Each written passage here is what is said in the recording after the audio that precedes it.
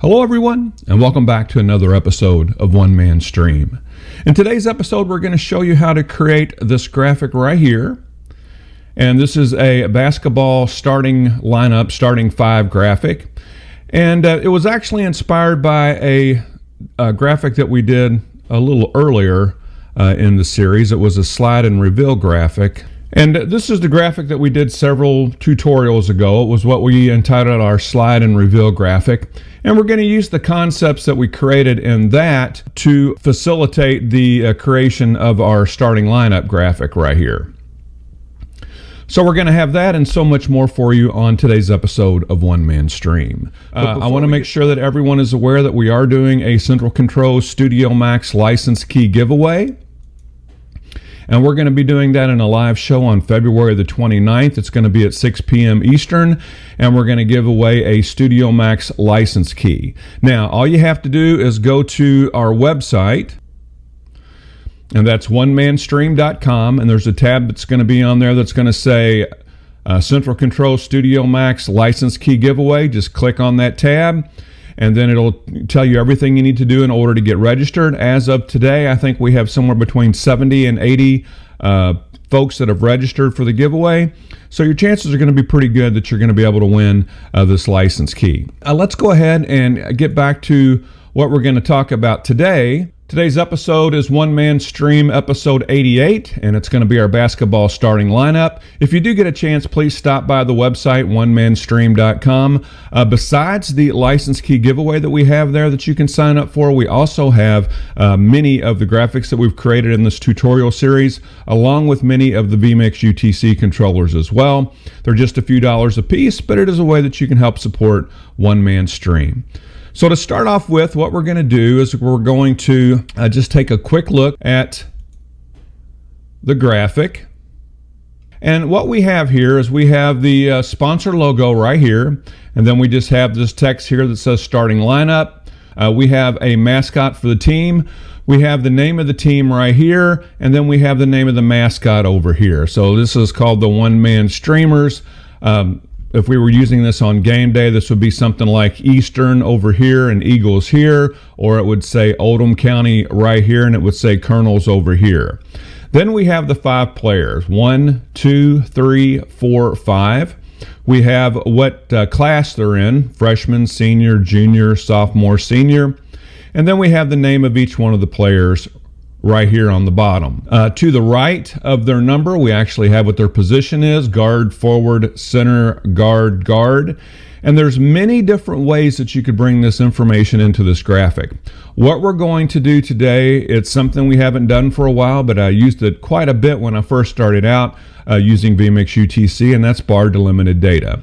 So that's the process we're going to go through today. It's very easy and it's very straightforward. But just because we haven't done this for a while, that's the example I'm going to use today. Of course, you could do this with a data source. You could do this with a Google spreadsheet. You could do this with an Excel spreadsheet. And an Excel spreadsheet is actually the way that I use it on game day. But just for demonstration purposes, just to refresh your memory, I'm going to do this with Bar Delimited Data. So the first thing that we're going to need to do is we're going to need to go to GT Title Designer, and we're going to need to look and see how this is laid out. Now, if you look over here on the right-hand side, we have all the elements in this graphic. And some of these we're not going to deal with today. This left side mask, rectangle 2, rectangle 3, the ellipse, none of that we're going to deal with because we dealt with this when we created our slide and reveal graphic. And if you have questions about this or you want to learn how to do this, I would refer you to that tutorial that we did some time ago. Now I'm going to click on the top text, and the top text is actually what defines our starting lineup. And this is just a text box. Image 1 is over here. This is our mascot image, and we did this using the image function right here. And then we start up here with these. This is team name. Over here to the left is the team name. Over here to the right is team mascot. So those are the two things that we're going to do first.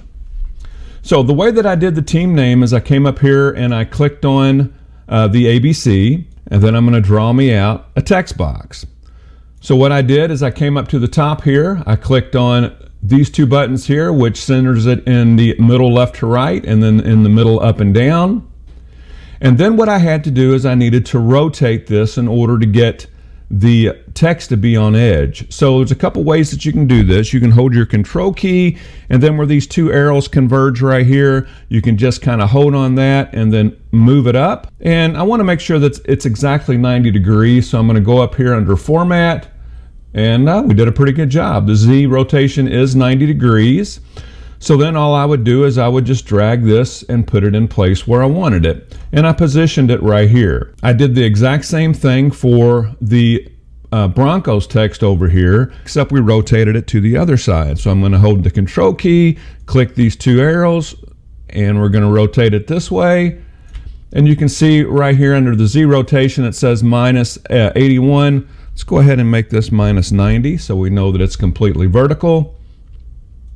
And then what we would do is we would just grab it and we bring it over here and we position it where we want it. So the next thing I'm going to do is I'm going to use these, do these dividers right here. Before I get into the dividers, I better go back just a little bit. This background right here is very easy to do. This was just a rectangle that I drug out. It was a large one. I did it like this. And I came up here under Home. I changed the fill color to gray. And then what I did is I took the opacity down so that it's transparent, and you can see it's not quite the same gray, but you understand what I'm trying to do here. And I take the opacity down and it makes it look like this. Okay, now we're going to start working on these dividers.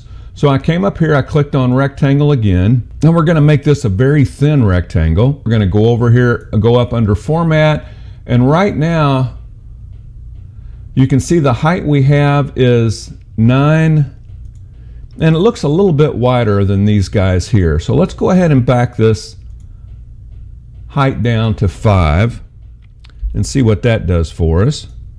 And 5 looks pretty good. So what we would do is we do the exact same thing that we did when we were inverting the text. We're going to hold the control key. We're going to come here to where these angles converge. We're going to spin it. We're going to go up here and make sure under the Z rotation that it says 90. And it does. And now we're going to position this where we want it. Well, we can see right now that we've made it too long. Right now we have the width of it, which is actually the height of it now since we inverted it 90 degrees. So we're going to just come up here and we're going to take it down.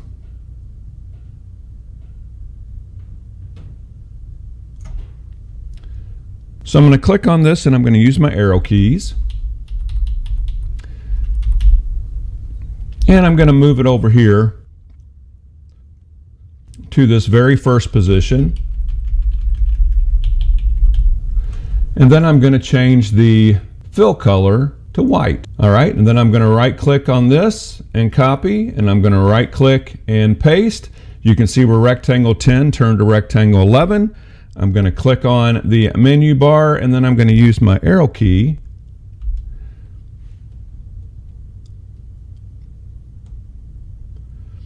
And I'm going to bring it over to where about the next division is. And then I'm going to do this 4 more times. Right click, copy, right click, paste, bring it over. You saw where it turned to rectangle 12.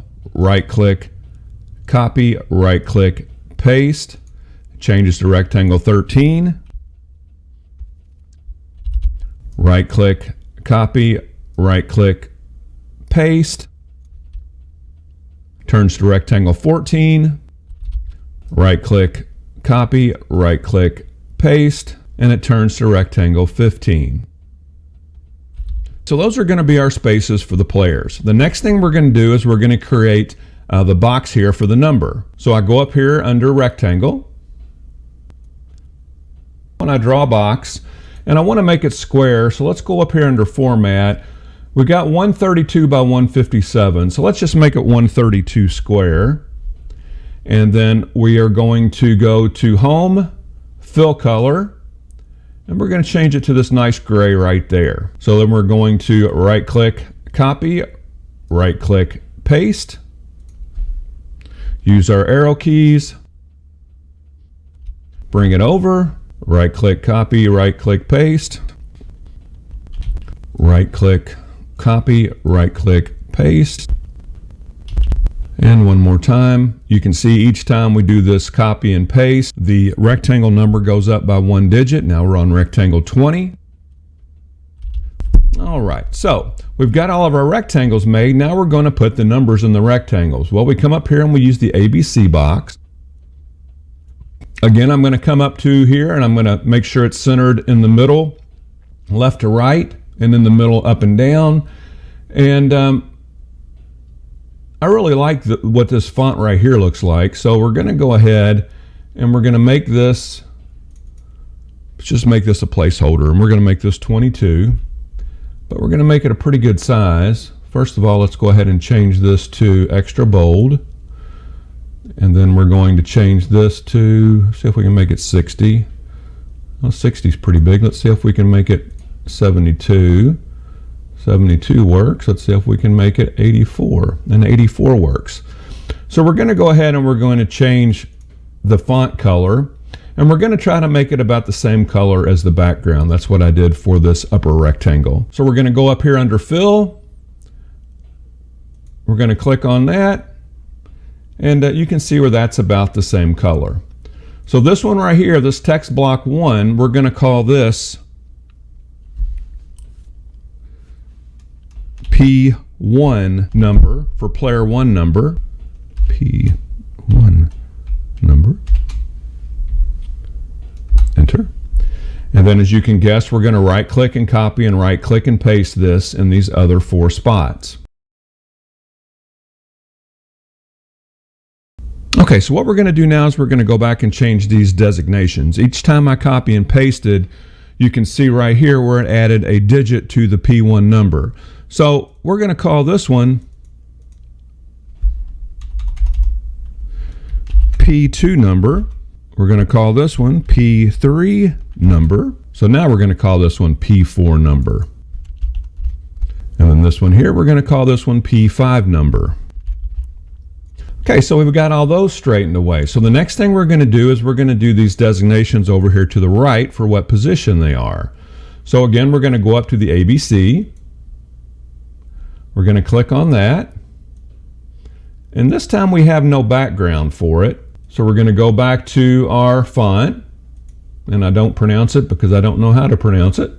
We're going to set it in the middle left to right and center it in the middle up and down. And then we're going to change it to white. So under fill color here, we're going to change it to white. Let's just put a G in here. We're going to make this bold as well, extra bold as a matter of fact. And let's make it a little bit bigger.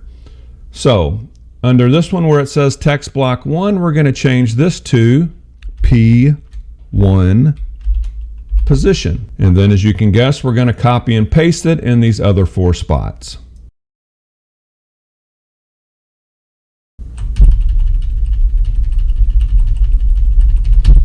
All right, now we're going to go back and change the designations like we did previously. So where this says P1 position right here, we're going to change this to P2 position. And then this one, P3 position, P4 position,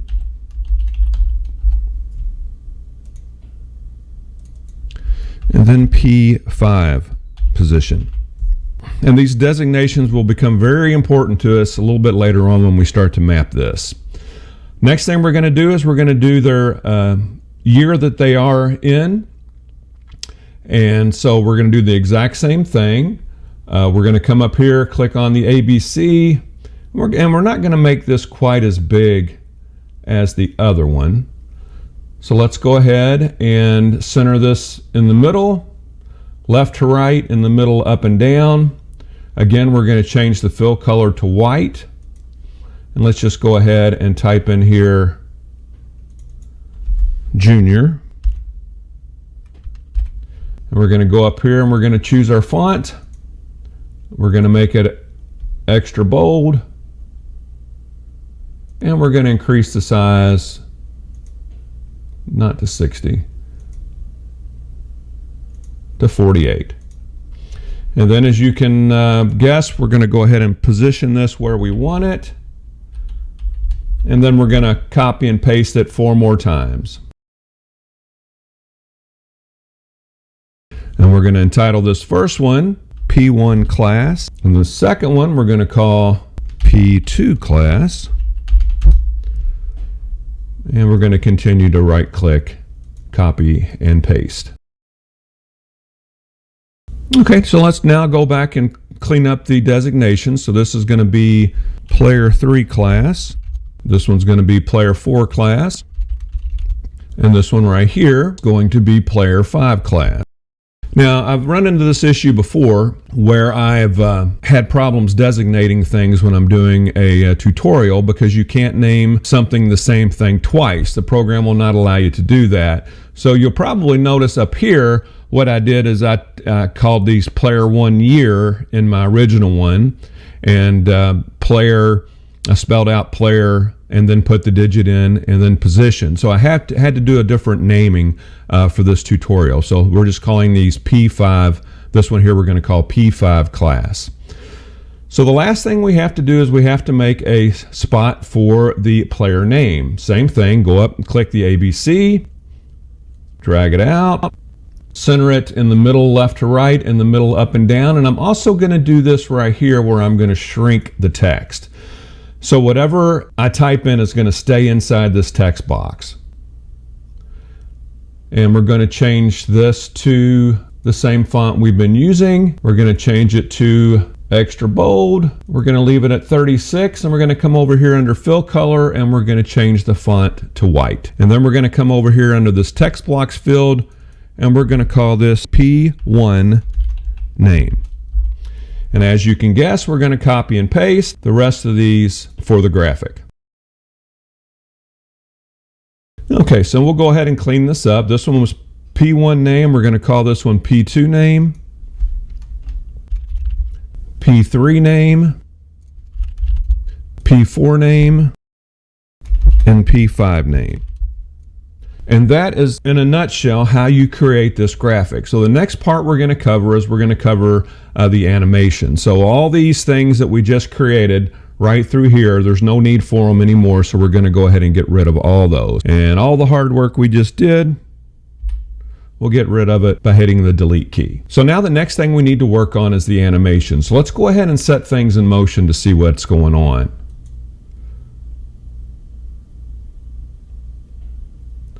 So you can see that first line comes up. It actually, this thing here reveals itself from the bottom up.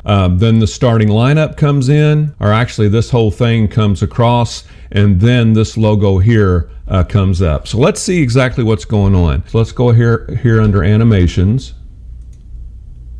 And I did not do the layer, so I did the individual component. Okay, rectangle 2 is actually this part right here. And what I had to do is I had to do this separately so it makes it look like, well, you can't see it, but the illusion that I'm trying to give is that I'm pushing this end piece over when I'm revealing that top row. So what I did is I made all these the exact same thing. So if I click on this, you can see we have a reveal. We have a 1 second delay on the reveal, and the duration is 0.5 seconds. Same thing for rectangle 3, which is this whole area right here. And like I said, if you want a better idea of how this was constructed, please go to the slide and reveal tutorial we did. I don't want to rehash all that because we've already done that in a previous tutorial, but that will explain this a little bit better than what I'm trying to do right now in a very fast way. So again, we did a delay of 1 second and a duration of a ½ second. Same thing for the ellipse, which is this part right here that gives us this cutout right here. That's what this ellipse is doing, giving us this cutout right here. Same thing, 1 second delay with a ½ second duration. Same thing on the top text. And on this image 1, you can see where we have a delay. We have a 1.5 second delay, and then we have a reveal on this that is coming up from the bottom. You can see right here on this image right here, there's just a ½ second delay. It actually comes in fairly quickly. It plays out over a ½ second, and then the other stuff starts. So let's start it in motion one more time. You can see the first thing that happens is this little cluster of things right here comes in, and then this reveals itself, this slides over, and then the mascot reveals itself. So that's the first part of the animation. The second part is where this whole area here reveals itself. So I'm sure I probably did that as a layer, and the reason I'm questioning what I did is because this was quite a while ago that I did that. So let's go ahead and unlock the layer and click on it, and yes, I did. You can see I waited for everything to play out up here. If you remember, this was the last thing to play out, and it was 1.5 seconds. We put a delay on it, but this was the last thing to play out, and this whole play out on this top portion was 1.5 seconds. So we're going to wait for 1.5 seconds, and then we're going to bring this whole next layer in, and that whole next layer is going to play itself out over 1 second. So let's watch one more time. And you can see where this whole layer comes in at one time, and everything is exposed as this entire layer.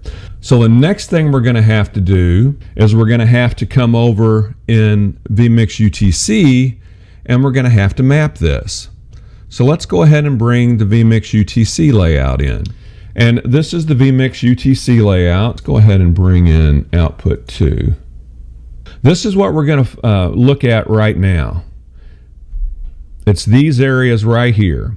And all I did for these areas right here, let's click on one of these. These are list widgets. So all I did is I went up here under widget. I clicked on list widget, came over here, and I created a list widget for each one of these individual players. So I'm just going to show you how we did this first one. We're going to call this player 1. And then what I did is I came over here, and under mapping I click on this 5 times. Actually I'll need 4. And the reason I'm clicking on this 4 times is because I'm bringing in 4 different pieces of information from the exact same graphic. Now, one thing that's very important is right here, since we're using Bar Delimited Data, we want to make sure we have this table box pushed. If we don't push this table box, what it's going to do is it's going to come to the first piece of information in our row of Bar Delimited Data, and it's going to put that same item in all 4 of these fields, and that's not what we want. So let's go ahead and click on Input, and we're going to bring in Glycod starting lineup for all of these.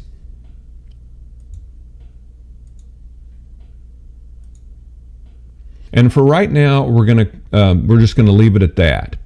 I'm going to show you one more thing that I did. And this is what I want to point your attention to, is this right here that says sample basketball players. Let's go ahead and open that up. And all I did is I created this in Notepad, but this is the information that we're going to be bringing in. So the way that I did it is I have the position, and then I have a bar, and then I have their number, then I have another bar, then I have their name, I have one more bar, and then I have their position. So as we're going through this table, the first piece of information we're going to come to is going to be their position, then it's going to be number, then it's going to be name, and then it's going to be class. So the first piece we're coming to, position. So this is going to be player 1 position. This is going to be player 1 number.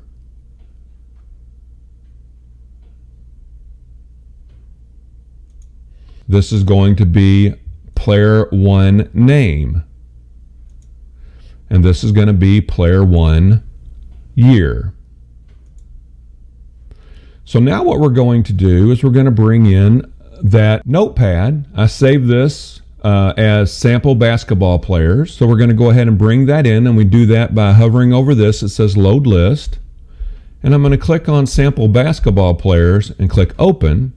And you can see where it brought in that list of sample basketball players. So now when I click this drop-down menu here, it's going to bring in all of the information from that list that we created. And that is how we populated these right here. So what we need to do now is we need to bring in that graphic.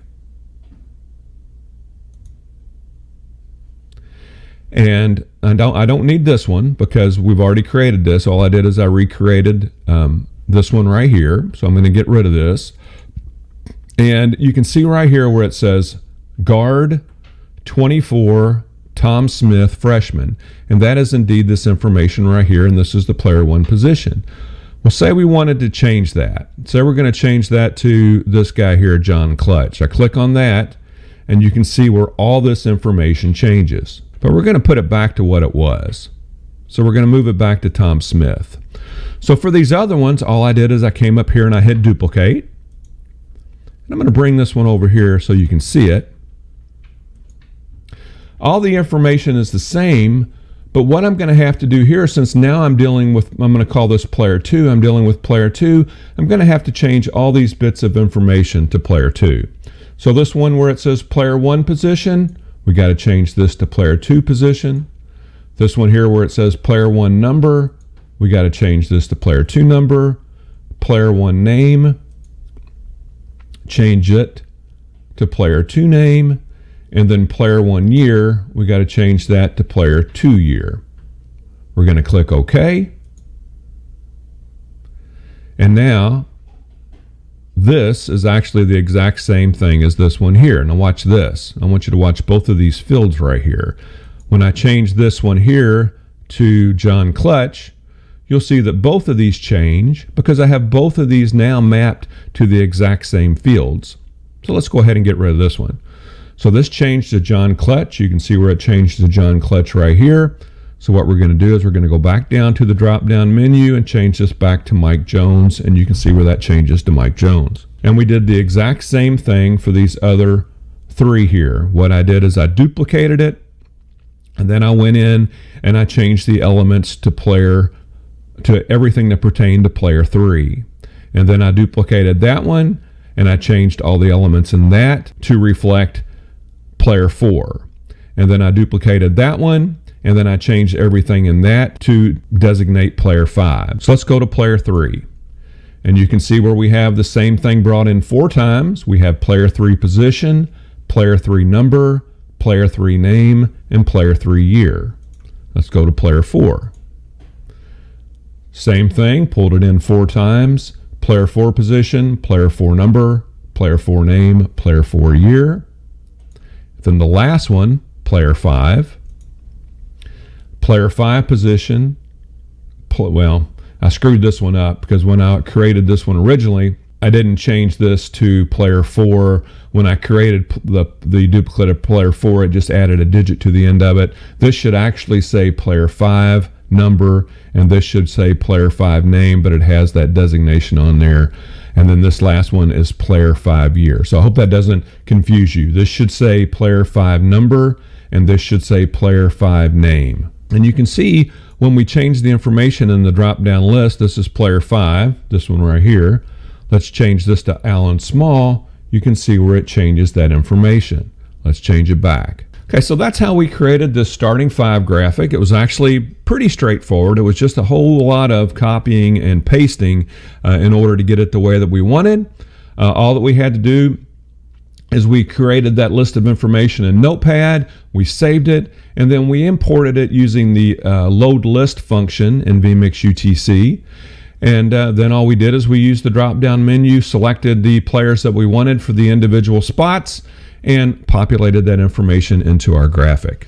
One last time, I do want to remind everyone about the Studio License Key Giveaway. We are going to be doing that in a live show on February the 29th at 6 p.m. Eastern. Make sure that you do head by our website, onemanstream.com, and sign up for it. We have a tab there that says Central Control Studio Max License Key Giveaway. Just go to that tab. It tells you exactly what to do, and you will be registered for our license key giveaway. Again, I want to thank Joe and everyone at Central Control for giving us that license to give away. Thank you. I do appreciate that, Joe. If you do get an opportunity, please stop by our website, onemanstream.com. That's where we have the graphics that we've created during this tutorial series, along with many of the vMix UTC controllers as well. If you like what we're doing here at One Man Stream, please give us a thumbs up and a like. Make sure that you do subscribe so that you're alerted as soon as new videos are posted. And as always, thank you so much.